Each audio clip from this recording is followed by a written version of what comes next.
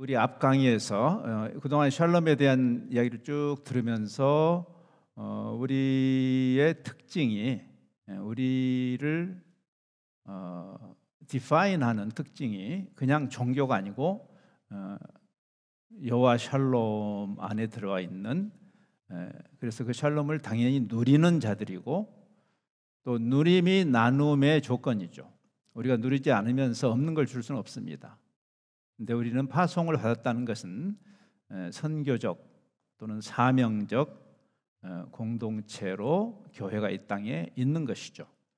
그래서 저에게 주어진 이 로마서 12장 말씀을 좀 생각해 보겠습니다. 너희를 박해하는 자를, 우리가 샬롬을 누리고 나눈다는 것이 구체적으로 무엇인지를 지금 바울이 이야기하고 있어요. 너희를 박해하는 자를 축복하라, 축복하고 저주하지 말아라, 즐거워하는 자들과 함께 즐거워하고 우는 자들과 함께 울어라. 서로 마음을 같이 해서 높은 데 마음을 두지 말고 도리어 낮은 데 처하며 스스로 지혜 있는 채 하지 말라. 아무에게도 악을 악으로 갚지 말고 모든 사람 앞에서 선한 일을 도모하라. 할 수 있거든 너희로서는 모든 사람과 더불어 화목해라.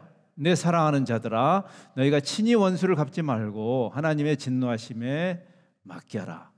기록되었으되 원수 갚는 것이 내게 있으니 내가 갚으리라고 주께서 말씀하시니라. 네 원수가 줄이거든 먹이고 목마르거든 마시게 하라. 그리하므로 네가 숯불을 그 머리에 쌓아 놓으리라. 악에게 지지 말고 선으로 악을 이기라. 샬롬을 누리고 나눈다라는 말을 바울이 아까 우리가 그 패널을 할 때 너무 막연한데 구체적으로 어떻게 하라는 것인가라는 그 질문에 대해서 이 본문이 생각났어요. 저도 바울은 구체적으로 그 이야기를 하고 있는 것입니다. 오늘 마지막 강의는 이 본문 이야기를 뒤에 결론처럼 할 거고요. 그래서 이제 이 본문을 이해하기 위한 하나의 준거 틀로서 지난 5번의 그 강의들을 한번 이렇게 요약을 하면서 그것이 이 본문을 읽는 하나의 frame of reference다라는 이야기를 하려고 합니다. 샬롬의 복음이다. 복음이란 말은 정의가 필요합니다. 이게 좋은 소식이란 말인데 그냥 복음을 받으세요 이렇게 말하는 것은 사실 엄밀히 말하면 내용이 없는 이야기입니다. 박 목사님이 저한테 와서 정 선교사님 I have a good news to you 그러면은 아멘 할렐루야 하고 가면 좀 이상하죠. 무슨 좋은 소식이요? 그러니까 복음은 본질적으로 샬롬에 관한 것이다. 구약 성경, 신약 성경이 일관되게. 그래서 우리가 첫 시간에 박 목사님이 이 구절을 가지고 좋은 소식인데 그것은 평화에 관한 것이다. 그리고 그 좋은 소식은 또 구원에 관한 것이니까 평화와 구원은 맞물리는 거죠. 평화의 회복, 구원은 회복이라는 뜻이니까. 근데 그 일이 어떻게 일어나는가? 하나님의 다스리심으로 하나님이 통치하신다라는 복음인 것이죠. 그래서 실제로 그 미션을 가지고 메시아가 오신 것이요. 아까 우리 파송의 그 메시지에서 성부께서 성자를 그 미션으로 그 사명으로 보내신 것이죠. 그리고 likewise I'm sending you. 그러니까 그 성부의 파송을 받은 성자의 그 사명에 대해서 누가는 이것이 궁극적으로 하나님께 영광인데 그 하나님께 영광이 어떻게 구현되는가? 땅에 평화가 임했을 때. 그래서 이 샬롬과 하나님의 영광은 동전의 양면과 같습니다. 우리 지난 얼마 전에 우리가 부활절을 맞이했는데 그 전 주일이 이 소위 종려 주일이에요. 이게 그 평강의 왕이신 그분이 드디어 예루살렘에 입성하시는 장면에서도 이 평화를 이야기하죠. 호산나 찬양하면서 하늘의 평화, 땅의 평화는 하늘의 평화하고 맞닿아 있는 거죠. 탕자가 돌아오면 탕자도 화해를 경험하지만 아버지도 경험하는 것입니다. 그것이 하나님의 영광에 관한 것이다. 대단히 중요한 이야기고, 그래서 이제 여기서 질문이 생기죠. 여러분이 저는 어렸을 때 소위 3대째 교회를 다니는 집안에 태어난 그런 복을 누렸어요. 저는 그건 귀한 유산이라고 생각해요. 어렸을 때부터 교회 생활이 저의 그냥 문화였고 공기였고 당연한 일이었는데 항상 그 고난주간쯤 되면 제가 조금 헷갈렸어요. 특별히 그 고난주간의 이 변화가 너무나 크기 때문에 그 종려주일은 굉장히 축제적인 분위기고 승리의 입성을 하시는 그리고 그 예루살렘의 거민들이 크게 환호하면서 왕을 레드 카펫 웰컴을 하는 그것과 갑자기 그 군중이 돌변해서 십자가에 못 박잖아요. 그러니까 이게 저한테 잘 이렇게 소화가 안 됐어요. 이게 무슨 뭘까? 그래서 늘 그런 질문이 있었어요. 그 당시에 그 군중은 무엇을 기대하면서 환호했는가? 뭐 여러분도 지금 이렇게 예배 자리에 열심히 나오시잖아요. 또 내일 주일 우리가 하나님을 찬양하고 하나님을 환호하는 예배의 의미죠. 근데 예배라는 그 형태를 취하는 우리가 며칠 후에 수틀리면 그분을 다시 십자가에 못 박을 것인가라는 이런 그 좀 불편한 진실 앞에서 도대체 우리는 뭘 예배라는 이 형태의 이면에 우리의 동의는 무엇인가? 우리는 뭘 기대하고 있는 것인가? 그리고 여기 평화란 말을 했는데 그러면 그 평화의 what and how에 대한 질문이 있는 거죠. 어떤 방식으로 구현되는 어떤 평화를 말하는가? 그래서 적어도 우리가 똑같은 단어를 쓰더라도 뭐 오늘 아침 첫 그 강의를 여실 때 폭삭 속았수다를 열었습니다. 그러면 속았수다라는 단어를 썼을 때 이게 속았단 말인가? 똑같은 단어를 써도 그 단어를 성경은 어떻게 디파인하는가? 평화라는 말을 성경은 어떻게 정의하는가를 좀 배우고 그 이야기를 해야 될 거 아니에요. 그렇죠? 이들도 평화를 외쳤으니까. 어떤 평화고 그 평화는 어떤 방식으로 구현되는 평화인가라는 그 배움이 있어야 되는 거죠. 그러면 what을 생각하면 이것은 기본적으로 관계적이에요. 이제 우리가 첫 그 메시지에서 그걸 들었죠. 우리가 보통 개인의 내적인 평안이 중요한데 뭐 그거를 이제 우리 노 목사님은 행복감 이렇게 이야기했습니다. 그게 중요하죠. 근데 그 우리의 내적 평안을 뛰어넘어서 그걸 가능하게 하는 본질적 평안은 관계적 샬롬이에요. 관계적이에요. 개인이 예수 믿고 골방에서 마음이 편안하게 있다 가는 그런 개념이 아니고 관계적이죠. 그러니까 사실은 이 샬롬은 그냥 평안, 평강이라는 개념이 포함되지만 번역상으로는 좀 불완전하다고 저는 생각합니다. 평안, 평강은. 왜냐하면 그 단어는 왠지 내적 평안 정도를 이야기하기 때문에 그게 배제되지는 않지만 훨씬 더 평화, 화해라는 말이 훨씬 관계적이죠. 그렇죠? 지금 로잔 운동이 이 문제를 고민하고 있어요. 왜냐하면 전통적으로 복음주의 안에서는 이런 사회적이고 공동체적이고 관계적인 면을 많이 의도적으로 줄여버렸기 때문에 그래서 혼자 골방에 앉아서 그냥 유유자적 주님과의 개인적인 연애하는 시간을 더 강조하는 그 시간이 중요해요. 근데 그것으로 다 퉁쳐버리려고 하는 그런 일이 많았기 때문에 어떤 복음의 공공성 차원에서 우리가 세상 속에서 샬롬의 백성이 된다는 게 무엇일까? 이 부분의 접점 자체를 다 없애버렸으니까. 작년에 제4차 로잔 대회를 한국할 때도 이것이 의외로 힘들었어요. 이 샬롬을 평화라고 하는 것이 의외로 힘들었습니다. 그냥 평안으로 하자. 자꾸 그랬어요. 이게 의외로 굉장히 신학자들 사이에서나 목회자들 사이에서 특별히 어처구니 없는 이야기지만 관계적 샬롬이라는 것을 오늘 어제와 오늘 우리가 잘 배웠습니다. 이게 아니라면 그냥 세상이 주는 거죠. 뭐 그 이야기 했잖아요. 히로뽕으로도. 그러니까 이번 토요일 집회가 금요일, 토요일 집회가 히로뽕 집회가 안 돼야 되거든요.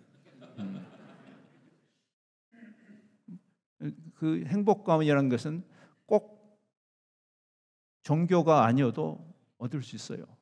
우리 박 목사님이 전공하신 C.S. 루이스도 그 얘기를 했죠. 나는 마음이 편해지려고, 소위 평안을 위해서 종교에 귀하지 않았다고 그랬어요. 왜냐하면 그거는 위스키 한 잔이면 뿅 가니까. 뭐 위스키를 안 드셔도 잘 모르실 거예요. 내가 너무 어려운 얘기를 하죠. 근데 이것은 관계에 관한 것이다. 관계에 관한 것이다. 그래서 죄가 모든 것을 깨뜨렸는데, 그렇죠? 피조 세계를 깨뜨렸는데 그 중에 핵심 중에 핵심이 관계를 깨뜨린 겁니다. 아까 삼위 하나님의 형상으로 만드신 그 삼위 하나님의 완전한 코이노니아를 피조물인 우리에게 확대하신 사건, 그것이 인간 창조죠. 우리는 그래서 관계적 동물이에요. 관계적 피조물이죠. 죄가 그걸 깬 거죠. 여러분, 종교를 거론하지 않더라도 우리의 관계, 부부 관계를 생각해 보세요. 부부 관계가 언제 깨지죠? 남편이나 아내가 외도를 하거나 죄를 지으면 깨져요. 그 관계가. 법적으로 그냥 이혼을 안 했을 뿐이죠. 그러나 그 관계는 이미 깨지는 거죠. 그거는 회복이 필요하죠. 구원은 그 관계의 회복이죠. 그게 탕자의 비유가 잘 보여주잖아요. 예수님이 이 샬롬의 본질이 단순히 개인이 골방에서 편안을 누리는 그런 히로뽕 샬롬이 아니라고. 그러니까 히로뽕 샬롬을 자꾸 이야기하니까 이제 그걸로 부족하니까 이제 펜탄일이 나오는 겁니다. 근데 그런 이야기가 아니죠. 종교가 히로뽕이 되고 현대 역사적으로도 그랬고 지금도 그런 면이 많죠. 그런 종교는 버려야죠. 카를 마르크스가 종교는 아편이라고 한 말은 상당 부분 진리입니다. 우리가 정신 차려야 되죠. 성경이 말하는 그런 단순한 개인 구원이라는 개인 구원의 디멘션이 있죠. 인간의 회복이죠. 원래 하나님의 인간을 만드신 그 인간 말이에요. 망가진 그 인간 말고 하나님의 형상으로 창조함을 받은 인간. 인간이 존엄한 유일한 이유죠. 하나님의 형상으로 창조함을 받았으니까. 역사상 그래서 인간 위에 인간 없고 인간 밑에 인간 없어서 이 노예제도라는 것을 아주 정면으로 거부한 유일한 종교예요. 기독교가. 휴메니테리안에서도 없습니다. 여러분, 노예는 없어진 적이 없습니다. 지금처럼 노예가 많은 시대는 없어요. 역사상. 아세요? 가장 휴먼 트래피킹이 심한 때가 역사상 지금입니다. 지금 우리가 노예 제도가 철폐된 거 아닙니다. 모양만 다르죠. 왜 그런 일이 안 없어질까요? 인간 존중이 없으니까. 인간 존중이 근본적으로 인간에게 없어요. 왜? 하나님의 형상으로 창조함을 받았다라는 그 인식이 없으니까. 그러니까 개인 구원이라는 차원이 있죠. 그 존엄성의 회복이죠. 인간 구원. 그러나 그것을 더 넘어서는 개념이에요. 삼위 하나님이 인디비주얼이 아니시니까. 삼위 하나님이 커뮤니티시니까. 그 하나님을 형상을 따라서 우리도 커뮤니티로 형상 창조를 받았으니까. 당자가 혼자 해먹고 잘 살면 되는 것이 아니니까. 돌아와야 하니까. 그래야 샬롬이 일어나는 것이고 아버지도 그 영광이 회복되는 것이니까. 그래서 성경은 끊임없이 이 공동체적 샬롬을 이야기하는 거죠. 그게 가정이고 그게 교회인 거죠. 같은 오이코스라는 단어로 담아내죠. 바울이. 공동체에 관한 것이다. 형제들아 자매들아, 깨어진 관계의 회복이다. 제 딸이 상담사인데 서양의 심리학은 주로 개인 심리를 중심으로 발달됐죠. 그럼 그거는 주로 개인의 평안에 초점을 맞출 겁니다. 그런데 깨달았어요. 공동체 심리학이 없으면 개인 인디비주얼 사이콜로지가 이게 별로 의미가 없다는 것을 깨닫겠어요. 인간이 기본적으로 사회적이고 관계적인 피조물이기 때문에 그렇습니다. 성부, 성자, 성령이 서로 누가 더 크냐 신자유주의적인 경쟁을 하는 그런 이 옛날에 그리스 로마 시대의 다신론적 또는 바알이나 아세라 같이 서로 싸우는 그런 신을 상상도 할 수 없잖아요. 그래서 원래 샬롬이라는 것은 단순히 feel 것이 아니고 그 관계의 회복인 것이다. 그런데 특별히 제가 이것을 끄집어내는 이유는 우리가 샬롬의 공동체인 우리가 그까지 정치 이념 체제 정도를 가지고 왼수가 되고 있는 현실. 예? 너는 바이든 찍었어, 트럼프 찍었어. 이거 가지고 서로 우리가 싸울 군번이냐고요. 우리가 지금 받은 그 샬롬이 어떤 샬롬인데. 그래서 아예 정치 이야기를 하지 말자? 그게 무슨 샬롬이냐고요. 우리가 그 복음, 하나님께서 우리가 죄인 되었을 때 그리스도를 보내셔서 회복하신 그 샬롬을 누리는 자들이라면 우리의 정치적인 차이에 대해서 왜 이야기를 우리는 못해야 돼요? 왜 쉬쉬해야 되죠? 그 정도의 차원인가요? 교회라는 게? 이번에 부활절 다음 날에 266대 교황인 프란치스코가 구교에서는 선종이라는 말을 썼던 거예요. 우리는 이제 소천이라는 말을 쓰죠. 근데 그 글을 읽으면서 제가 많은 깨달음과 부끄러움을 느꼈어요. 가톨릭 신학보다 훨씬 더 앞선 신학이라고 그렇게 스스로 말하는 우리가 이 정도의 샬롬을 이해한 것일까? 프란치스코가 이해한 정도의 샬롬을 우리는 이해한 것일까? 그 생각이 들었어요. 2014년에 8월에 한국을 방문했을 때 남북한의 문제는 어떻게 해결할까? 이건 샬롬의 이슈예요. 정치적인 이슈 정도가 아닌 거죠. 평화롭게 해결해야 된다. 특별히 크리스천들이. 교회가 앞장서서 우리도 핵무장하자. 이런 게 도대체 이게 성경적인 방법인가? 가이사의 방식이죠. 가이사는 그렇게 하겠죠. 평화는 단순히 전쟁이 없는 상태가 아니라 정의의 결과니까. 오늘 아침에 잘 배웠잖아요. 구약학자들한테. 샬롬이란 말이 그냥 무탈한, 싸우지 말고 오손도손 잘 지내, 그 정도의 이야기, 컨테인먼트의 얘기 아니잖아요. 적극적인, 심지어는 정의의 결과. 하나님의 사랑, 하나님의 정의가 구현된 상태를 샬롬이라고 하죠. 우리 하나님의 빼어난 두 속성이죠. 사랑과 정의. 근데 그 샬롬은 그냥 마약 맞고 잊어버리고 있으라는 이야기가 아니라 그 사실을 규명하고 바로 잡음이에요. 아프죠. 역설적으로 샬롬을 위해서 아픔이 필요해요. 아픔을 피하는 것은 샬롬이 아니죠. 우리가 치료를 하면 아픕니다. 수술을 하면 아파요. 근데 그걸 피하고 있는, 그것은 진정한 치유가 아닌 거죠. 십자가가 그런 사건 아닙니까? 우리는 십자가를 그리스도의 사랑이라고 하는 설명은 잘하지만 그리스도의 하나님의 정의의 구현이죠. 십자가가. 우리를 구원하시기 위해서 그리스도를 보내실 만큼 우리를 사랑하셨지만 그리스도를 죽이셔야 할 만큼 정의로우신 하나님이에요.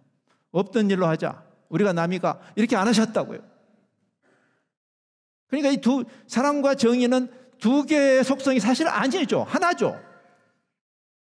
정의로운 사랑이고요. 자비로운 정의죠.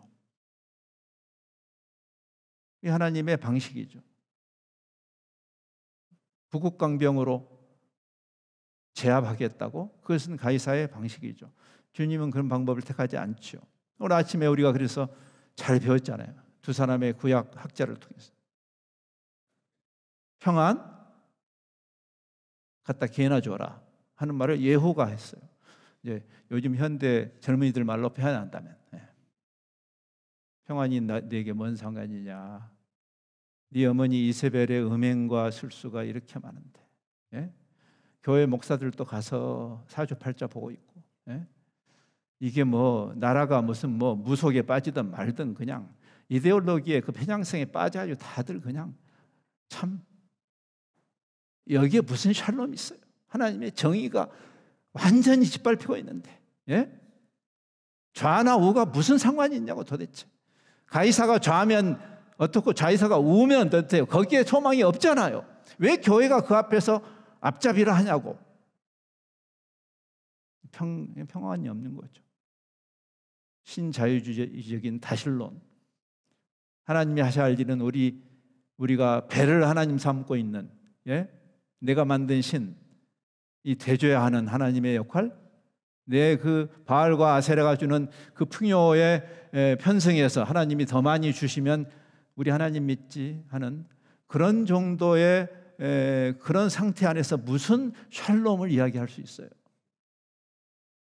교회 실력이 이것밖에 안 되는 그런 세상에 여호와의 샬롬이 어떻게 임해야 할 것인가?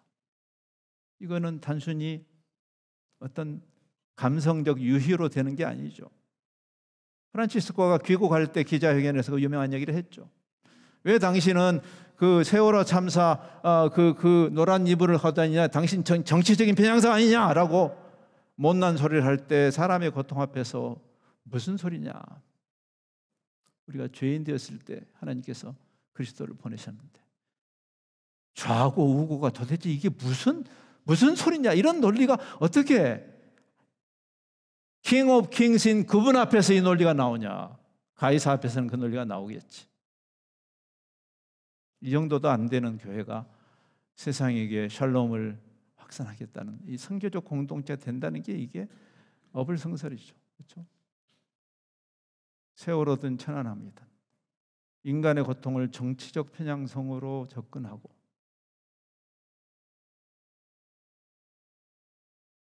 차별적 선택적 정의를 말하는 게 그게 하나님의 정의겠는가? 왕이 잘못하면 왕을 꾸중해야 되고 그러면 우리를 좌라고 그럴 겁니다. 세상에.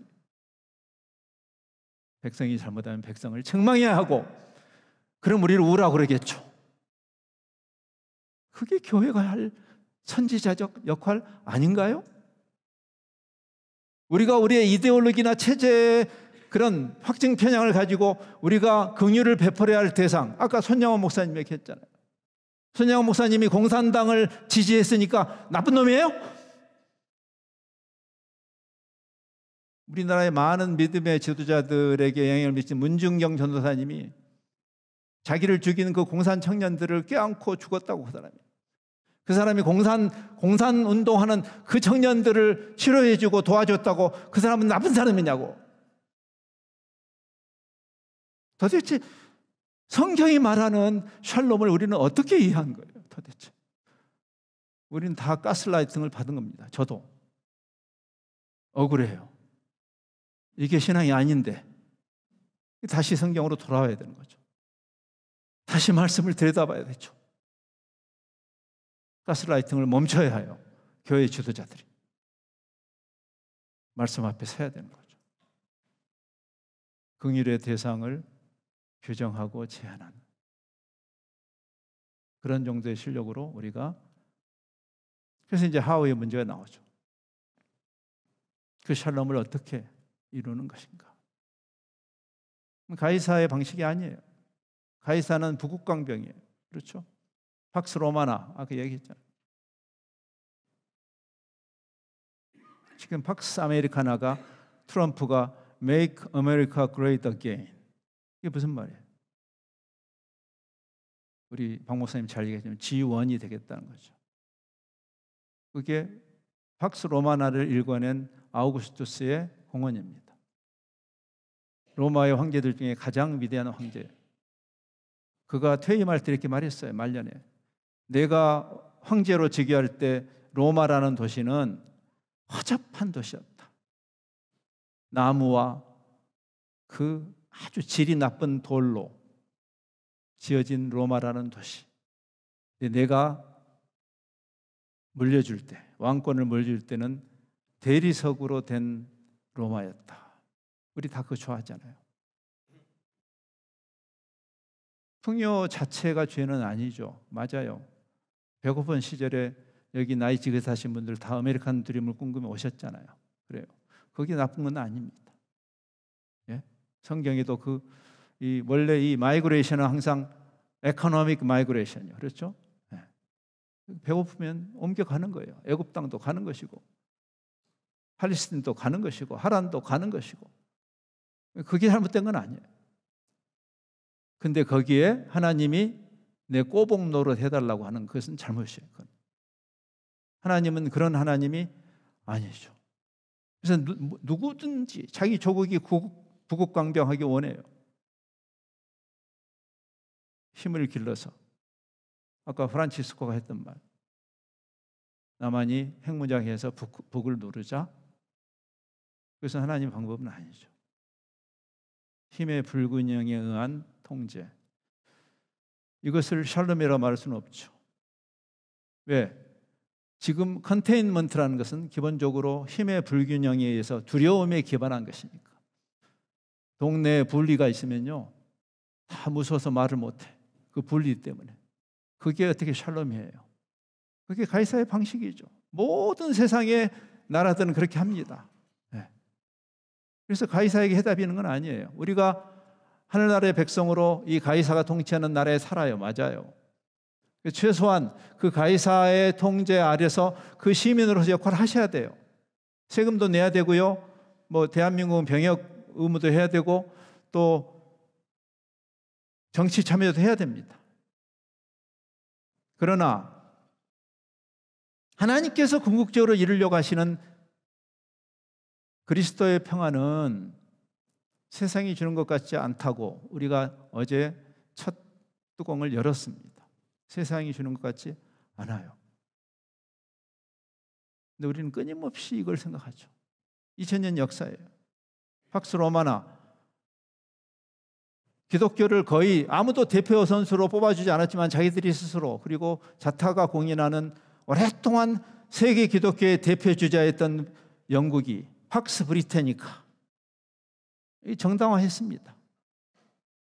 미국이 그 다음에 팍스 아메리카나, Manifest Destiny, 하나님이 미국을 이렇게 부국강병시켜준 거 보니까 미국을 통해서 전 세계를 제압하고 미국이 위대해야 세계 평화가 온다라고 생각하는, 그것을 교회가 지지하는 그런 정말 어처구니 없는 그런 정도의 실력을 가지고 복음이라고 감히 말해서는 안 되는 거죠.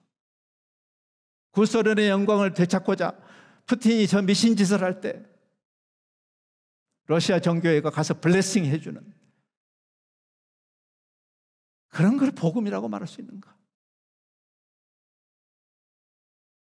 시진핑이 팍스 차이나를 외칠 때 삼자교회가 가서 아부아첨하는, 그걸 감히 기독교라고 말해서는 안 되는 거죠. 요즘 한국도 많이 떴어요. 예? 팍스 코리아나.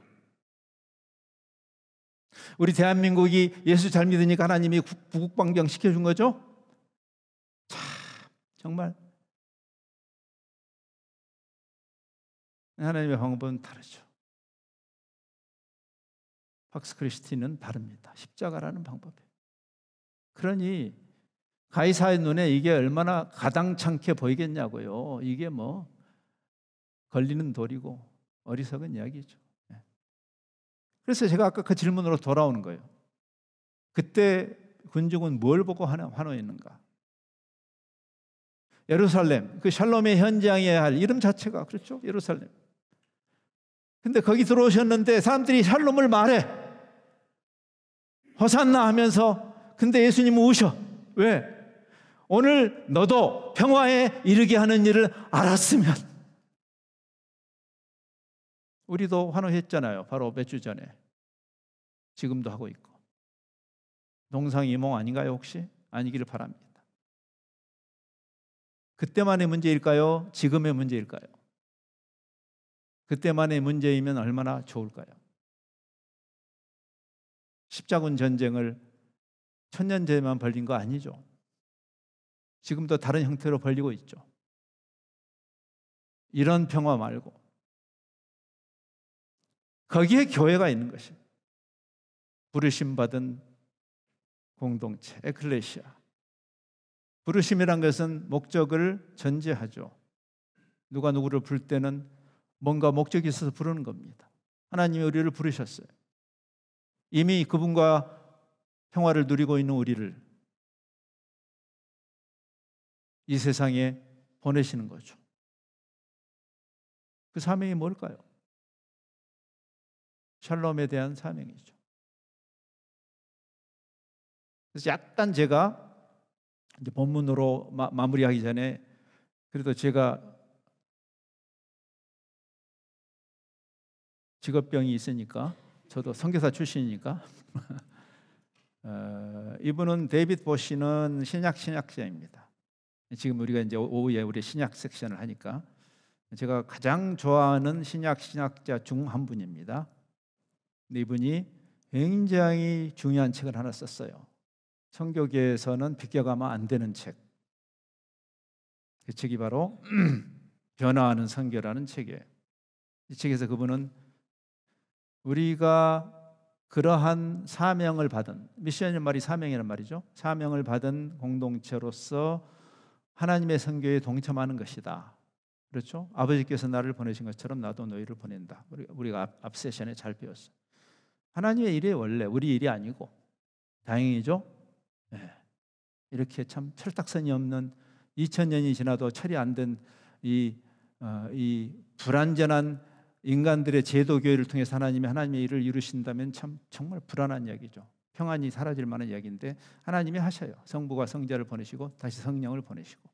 근데 그분이 마치 우리가 제4위나 되는 것처럼 놀라운 이야기죠. 하나님의 일에 우리가 참여하도록 부르시는 거죠. 그러면 하나님의 일에 우리가 동참하는 거라면 하나님의 일을 이해해야 되죠. 보시는 여기서 그 얘기를 하는 거예요. 하나님의 선교, 이 라틴 말로 미시오 데이라는 말은 하나님의 선교라는 말인데, 선교라는 것은 가장 깊은 원천인 삼위 하나님의 마음으로부터 발휘하는 것이다. 교회가 선교적이라고 할 때는 그 이유는 뭐냐면 삼위 하나님의 선교에 동참하도록 부름받아, 에클레시아죠. 불러봤다. 부름받아 보냄받기 위한 존재이기 때문에 교회를 선교적이라고 하는 거예요. 근데 선교란 말이 싫으면 안 써도 돼요. 사명적 그러면 돼요. 미션이란 말이 원래 사명이란 말이니까. 저도 개인적으로 선교란 단어를 썩 좋아하지 않습니다. 이 번역상에 저는 조금 문제가 있다고 해요. 선교란 단어는. 왜냐하면 미션이란 훨씬 더 통전적이고 넓은 의미를 종교를 선전한다라는 선교로 이 번역한 것은 참 불행한 일입니다. 그게 포함되지만 이건 너무나 범위를 좁혀놓아 버렸어요. 그래서 저는 선교란 말이 싫으면 쓰지 마세요. 저도 다른 적절한 대안이 있으면 안 쓰고 싶어요. 사명적이란 말이 더 맞겠습니다. 우리의 사명을 위해서 주님이 부르셨고 보내신 것이다. 이거는 선교사에게 위임하고 손털 일이 아니죠. 예. 여러분에게 하신 거죠. 근데 그럼 어떻게 선교적일 수 있는 요건이 뭔가? 자질이 뭔가? 우리가 보냄받은 이 센트 커뮤니티, 우리를 이미 보내셨어요. 여러분 중에 좀 이렇게 열 잘 받는 사람을 선교 집회에서 불러가지고 보내고 손터는 그런 이야기가 아니고, 여러분이 이미 you are sent. 제가 저들을, 아버지께서 나를 세상에 보내신 것처럼 내가 저들을 세상에 보내셨다고 주님이 기도를 했어요. 세상으로 보내셨으니까 우리가 세상 안에 있어야죠. 자꾸 도망가지 말고, 예? 시한부 종말론자가 되지 말고, 도피주의자가 되지 말고, 세상을 혐오하는 자들이 되지 말고, 하나님이 사랑해서 독생자를 보내신 그 세상을 끌어안아야 돼요. In the world, 우리의 접점을 넓혀야죠. 적극적으로 더 세상으로 들어가야 되죠. 더 어떤 의미에서 훨씬 더 세속적이 돼야 된다고 저는 봐요. 표충적으로는, 가치론적으로는 세속과 분리를 해야 되지만 그것이 이제 그 밑인 거예요.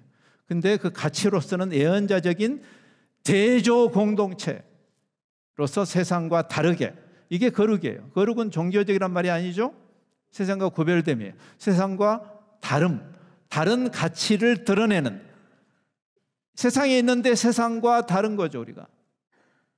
그러니까 우리는 대체 공동체가 아닌 거죠. 예? 기독당 만들고 우리 기독교의 세력을 보여주자 광장에 나가서 막 십자가 들고, 심지어는 왜 이스라엘계는 들어요? 난 참 이해를 모르는데. 그런 짓거리 하라고 우리를 보낸 것이 아니고, 세상 속에 있는데, 그리고 겉으로는 가이사의 신민인데 다른 가치를 가졌어. 겉으로는 내 코가 석자인데 근데 다른 가치. 왜? 우리 소속이 다르니까. 대조 공동체, 대체 사회가 아니고, 대체 사회라고 오해했을 때가 바로 정종을 합쳐가지고 십자군 전쟁이나 벌이고 마녀 사냥이나 하는 이런 뻘짓을 하던 때가 바로 대체 사회로 우리를 인정했을 때. 그래서 정종 분리가 나온 거예요. First Amendment도 거기서 나온 거죠. 정부가 교회의 종교의 자유, 양심의 자유, 언론의 자유를 짓밟아서는 안 된다. 그거 온 세계에 퍼뜨린 그 나라가 요즘 뭐 언론의 자유가 없어 보여 지금. 아무튼 그래서 우리가 세상에 있는데 세상에 속하지 않은 크게 거룩이고, 그 교회를 동역자로 부르신 그 궁극적인 그림이 뭘까? 지금 우리가 여러분이 예상했듯이 보시도 이 결론에 이래요. 하나님의 선교의 최종 결과는 그분의 보편적 화해와 평화가 만물을 다스리는 샬롬의 상태일 것이다. 우리의 선교의 결과로. 저는 저에게도 질문한 거예요. 내가 명색이 선교를 합시고 선교 활동을 했는데 그 결과로 그것에 하나님의 샬롬이 임했는가? 형태만 다르지 다 고통스러운, 서로 싸우는 세상이에요. 저는 부족사니까 부족 간의 전쟁. 복음이 거기 들어가서 뭐가 달라졌는데 그들이 다른 종족 다 누르고 제가 섬기던 그 부족이 예수 믿은 덕분에 우뚝 서는 거? 그것은 팍스 로마나예요. 그 이야기가 아니죠. 그래서 화해를 누리고 나누는 신인류라고 바울이 고린도서에서 말하는 거예요. 신자유주의적 멘탈리티를 가진 그 고린도 멘탈리티와 대조되는 화해의 직분, 화해의 메시지. 누구든지 그리스도 안에 있으면 새로운 피조물이란 말이 말이야. 지금까지 이런 종족은 없었다. 지금까지 이런 집단은 없었다. 그게 새로운 피조물이에요. 왜? 화목하게 하는 직분을 주셨어 우리한테. 예? 그리고 화목하게 하는 메시지가 우리가 세상에 전해야 할 메시지죠. 예? 교회가 앞장서 가지고 온갖 차별과 온갖 증오와 온갖 배제에 앞장서는 이 시대에 주님 우리에게 무엇을 말씀하시는가? 그래서 지금 바울이 이야기하는 거예요. 그 샬롬의 메시지를 20절에 담는 거예요. 하나님과 화목하고 이웃과 화목하고 당자야 돌아와라. 그리고 큰형이 만일 그 샬롬의 메신저라면 정신 차려야죠. 큰형도 지금 정신을 못 차리고 있는 거죠. 자기는 샬롬의 마음이 없어.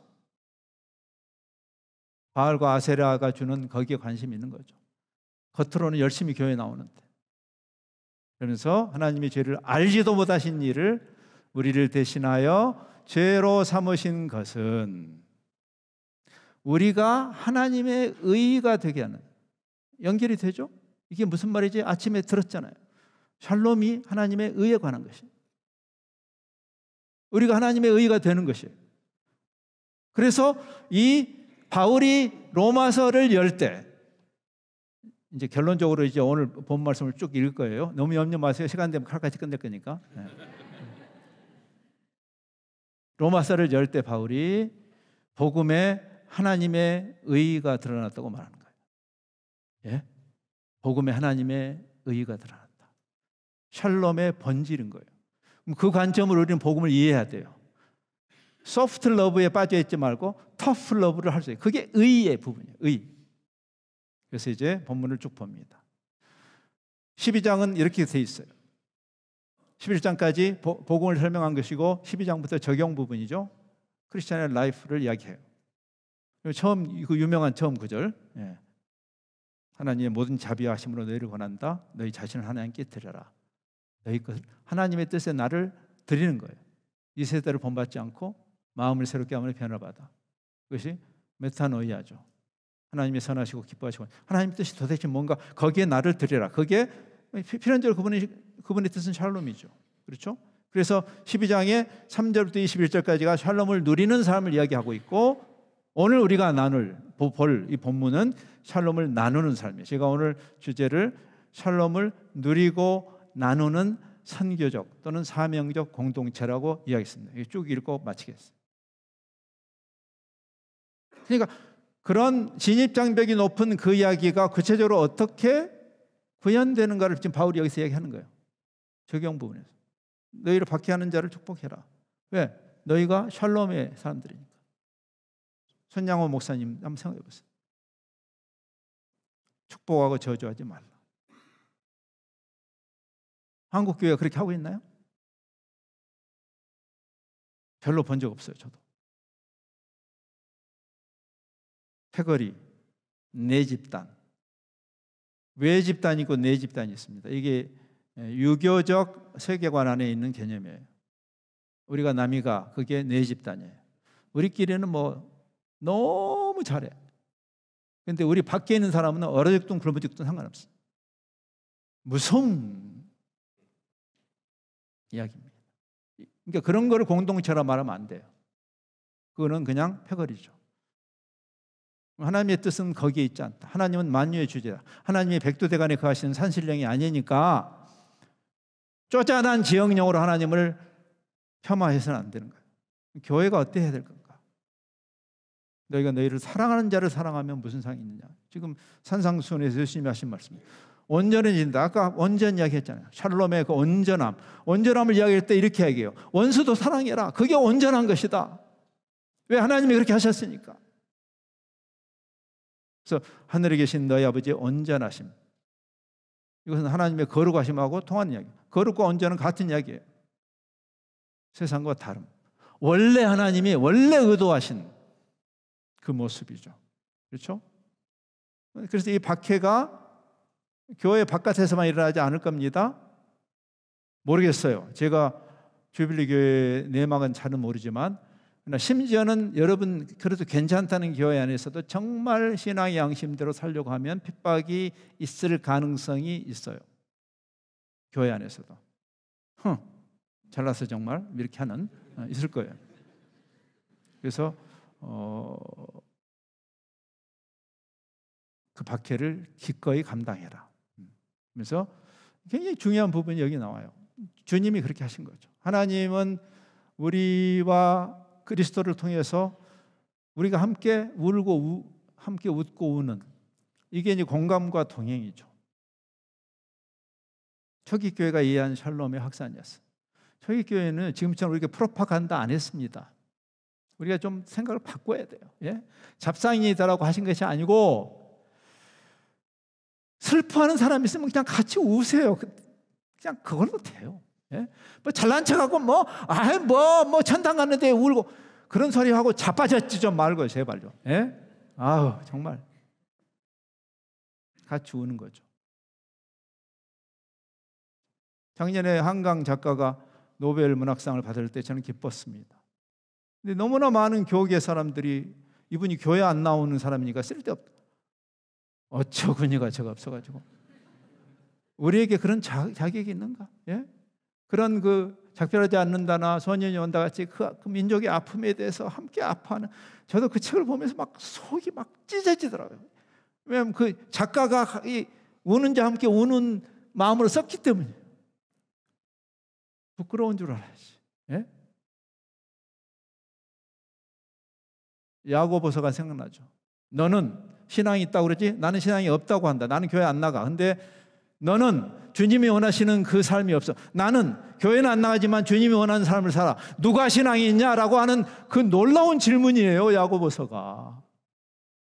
많은 생각을 해야 돼요. 그러면서 우리끼리는 서로 마음을 같이 하죠. 공감이죠.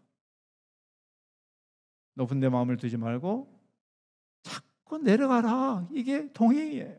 예? 위에서 이렇게 폼 잡고 뭐 빵 던져주고 그거는 주님의 방법이 아니죠. 그래서 하나님이 인간으로 오시지 않았어요? 그분은 위에서 내려오셨지만 우리는 옆으로 가는 거 아니에요? 조그만 구제하면서 그렇게 거들먹거리는 제가 선교 현장에서 너무 그런 걸 많이 봐가지고요. 다 중단시키고 싶어. 모든 선교 활동을. 어떤 때는 그런 생각이 들 때가 있어요. 용서받은 죄인이 다른 죄인에게 가는데 뭘 그렇게 잘난 척을 하고 함부로 가르치려고 말고 찾아와 공감하라. 그러면서 아무에게도 악을 악으로 갚지 말고 모든 사람 앞에서 선한 일을 도모하라. 우리가 선한 싸움을 싸워야 되는데 선한 싸움을 선하게 싸워야 돼요. 아까 그 질문이 있었죠. 서로 의견이 맞지 않아. 그래요. 그거 당연하죠. 그래서 우리가 배우는 거예요. 똑같은 사람만 모이면 약간 근친 결혼처럼 이상하게 돼요. 예. 그래서 그거 안 좋아요. 서로 다른 우리가 한 몸이지만 여러 지체가 있잖아요. 그래서 서로에게 배우는 거예요. 차리차를 날카롭게 하는 것이에요. 근데 그래서 선한 싸움을 싸우는데 우리가 선한 싸움을 악하게 싸우는 게 문제죠. 선한 싸움을 선하게 싸워야 돼요. 그렇죠? 우리가 왜 폭력적으로 해서는 안 되는가? 아무리 악한 자들 앞에서, 세상은 그렇게 하겠지만, 마틴 루터 킹 주니어의 유명한 말이 있죠. 어둠으로, 그가 폭력 항쟁을 거부해서 끝까지, 그래서 오히려 자기 동료들로부터도 미움을 받았어요.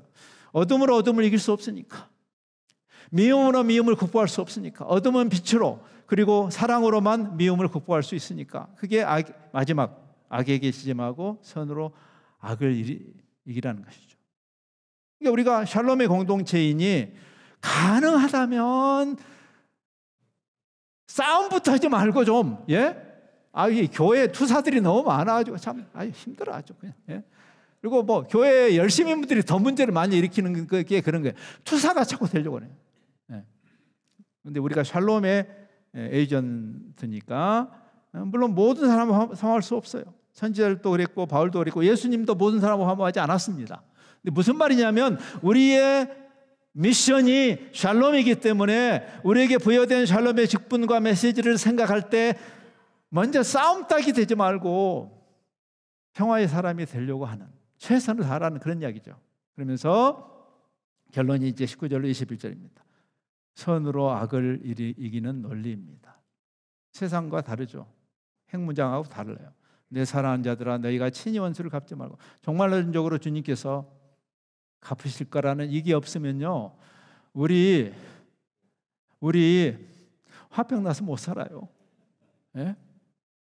나는 모든 사람이 죽는다는 것만큼 공평한 일은 없다고 생각해요.